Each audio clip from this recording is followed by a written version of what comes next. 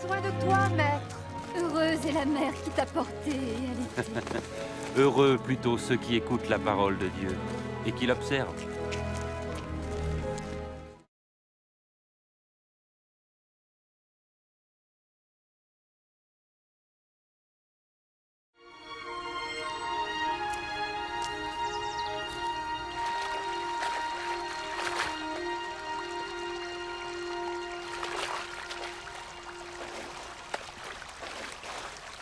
Apprends-nous à prier, comme Jean l'a appris à ses disciples. Quand vous priez, dites « Notre Père qui es aux cieux, que ton nom soit sanctifié, que ton règne vienne, que ta volonté soit faite sur la terre comme au ciel. Donne-nous chaque jour notre pain quotidien. Pardonne-nous nos offenses, comme nous pardonnons aussi à ceux qui nous ont offensés. Protège-nous contre la tentation et délivre-nous du mal. »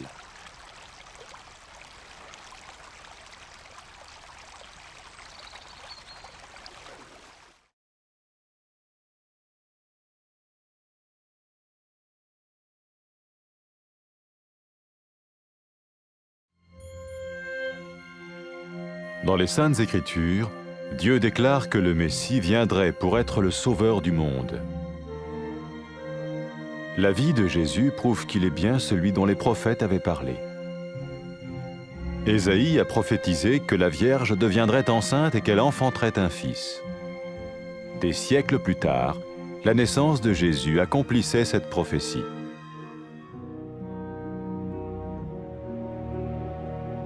Les Saintes Écritures déclaraient que le saint à naître serait appelé le Fils de Dieu. Cela signifiait que Jésus serait le Fils de Dieu au sens spirituel et non au sens physique. Nous le voyons par sa manière de vivre. Il a guéri des malades, il a pardonné leurs péchés, les a ramenés à Dieu et leur a promis une place dans le royaume éternel de Dieu. Il s'est offert lui-même en sacrifice pour le péché à leur place. Puis il est revenu à la vie, victorieux sur la mort selon le plan de Dieu. Jésus a dit « Personne ne me prend la vie, mais je la donne de ma propre volonté. » La vie de Jésus n'a pas seulement accompli les écrits des prophètes, mais elle a aussi confirmé la vérité de la sainte parole de Dieu. Les prophètes avaient écrit « Ta parole, ô mon Dieu, est parfaite, elle dure à toujours. » Jésus lui-même a dit « Le ciel et la terre disparaîtront, tandis que mes paroles ne disparaîtront jamais. » Jésus est venu pour nous donner la vie dans toute sa plénitude. Et quand l'homme a désobéi à Dieu dans le jardin d'Éden, il a choisi sa propre voie et ses actions l'ont séparé du Créateur.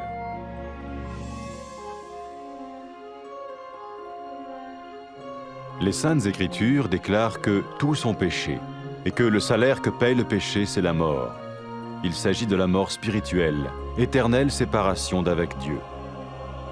Mais tout comme Dieu a donné un bélier pour qu'il meure à la place du fils d'Abraham, ainsi il a envoyé Jésus, le Messie, mourir à notre place.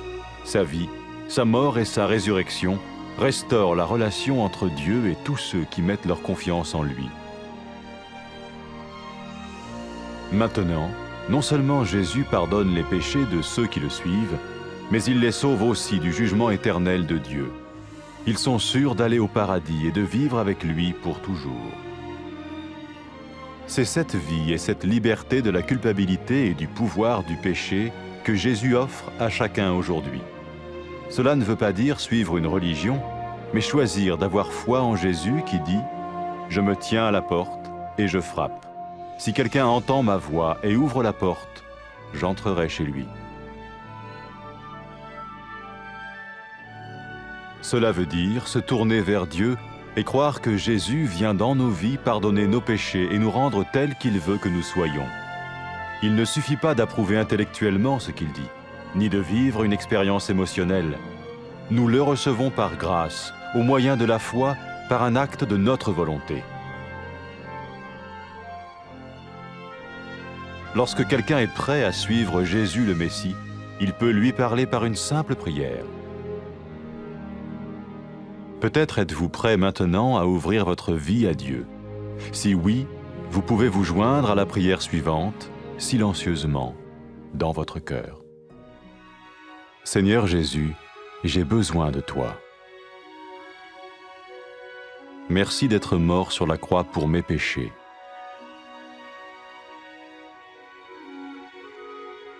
Je confesse mes péchés et je m'en repens.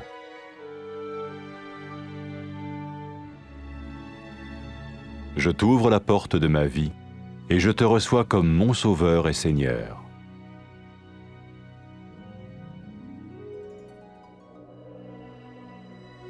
Merci de me pardonner mes péchés et de me donner la vie éternelle.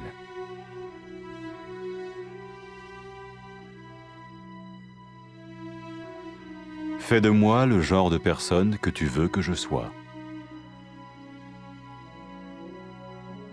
Maintenant que je deviens l'un de ceux qui te suivent. Amen.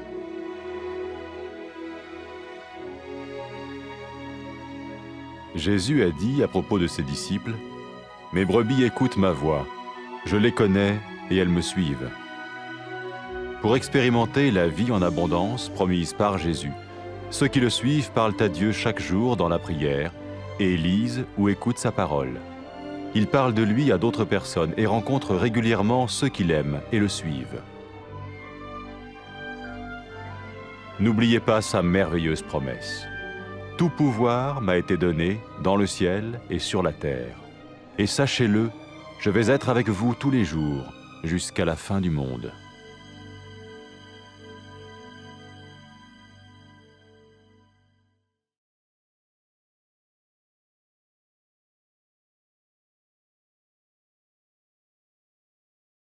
Nous avons besoin de toi, Maître. Heureuse est la mère qui t'a porté et allaité. Heureux plutôt ceux qui écoutent la parole de Dieu et qui l'observent.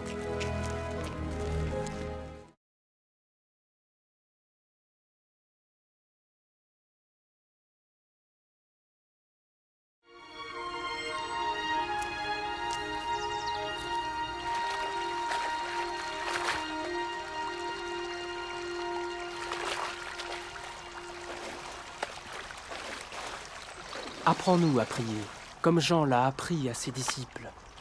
Quand vous priez, dites « Notre Père qui es aux cieux, que ton nom soit sanctifié, que ton règne vienne, que ta volonté soit faite sur la terre comme au ciel. Donne-nous chaque jour notre pain quotidien. Pardonne-nous nos offenses, comme nous pardonnons aussi à ceux qui nous ont offensés. Protège-nous contre la tentation et délivre-nous du mal. »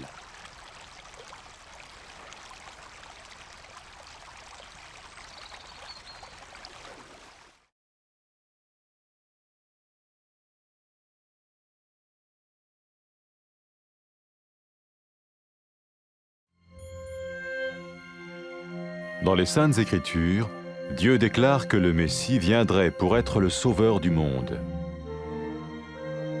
La vie de Jésus prouve qu'il est bien celui dont les prophètes avaient parlé. Ésaïe a prophétisé que la Vierge deviendrait enceinte et qu'elle enfanterait un fils. Des siècles plus tard, la naissance de Jésus accomplissait cette prophétie.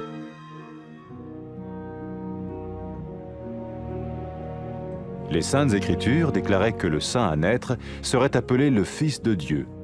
Cela signifiait que Jésus serait le Fils de Dieu au sens spirituel et non au sens physique. Nous le voyons par sa manière de vivre.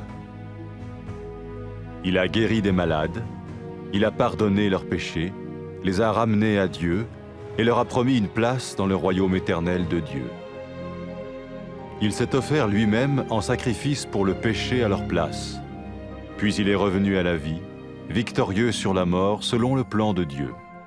Jésus a dit « Personne ne me prend la vie, mais je la donne de ma propre volonté. » La vie de Jésus n'a pas seulement accompli les écrits des prophètes, mais elle a aussi confirmé la vérité de la sainte parole de Dieu.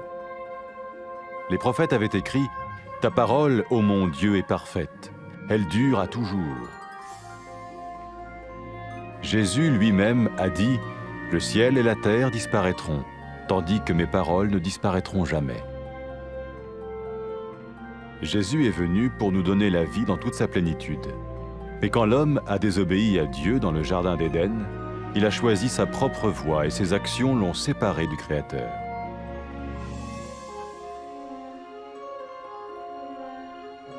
Les Saintes Écritures déclarent que tous ont péché et que le salaire que paye le péché, c'est la mort. Il s'agit de la mort spirituelle, éternelle séparation d'avec Dieu. Mais tout comme Dieu a donné un bélier pour qu'il meure à la place du fils d'Abraham, ainsi il a envoyé Jésus, le Messie, mourir à notre place. Sa vie, sa mort et sa résurrection restaurent la relation entre Dieu et tous ceux qui mettent leur confiance en lui. Maintenant, non seulement Jésus pardonne les péchés de ceux qui le suivent, mais il les sauve aussi du jugement éternel de Dieu. Ils sont sûrs d'aller au paradis et de vivre avec lui pour toujours. C'est cette vie et cette liberté de la culpabilité et du pouvoir du péché que Jésus offre à chacun aujourd'hui. Cela ne veut pas dire suivre une religion, mais choisir d'avoir foi en Jésus qui dit « Je me tiens à la porte et je frappe. Si quelqu'un entend ma voix et ouvre la porte, j'entrerai chez lui. » Cela veut dire se tourner vers Dieu et croire que Jésus vient dans nos vies pardonner nos péchés et nous rendre tels qu'il veut que nous soyons. Il ne suffit pas d'approuver intellectuellement ce qu'il dit, ni de vivre une expérience émotionnelle. Nous le recevons par grâce, au moyen de la foi, par un acte de notre volonté. Lorsque quelqu'un est prêt à suivre Jésus le Messie, il peut lui parler par une simple prière. Peut-être êtes-vous prêt maintenant à ouvrir votre vie à Dieu. Si oui, vous pouvez vous joindre à la prière suivante, silencieusement, dans votre cœur. Seigneur Jésus, j'ai besoin de toi. Merci d'être mort sur la croix pour mes péchés.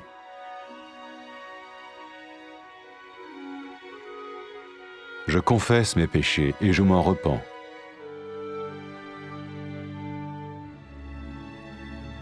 Je t'ouvre la porte de ma vie et je te reçois comme mon Sauveur et Seigneur.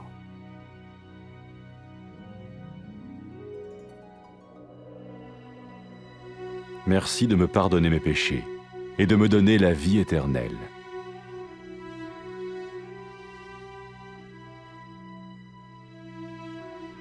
Fais de moi le genre de personne que tu veux que je sois. Maintenant que je deviens l'un de ceux qui te suivent. Amen.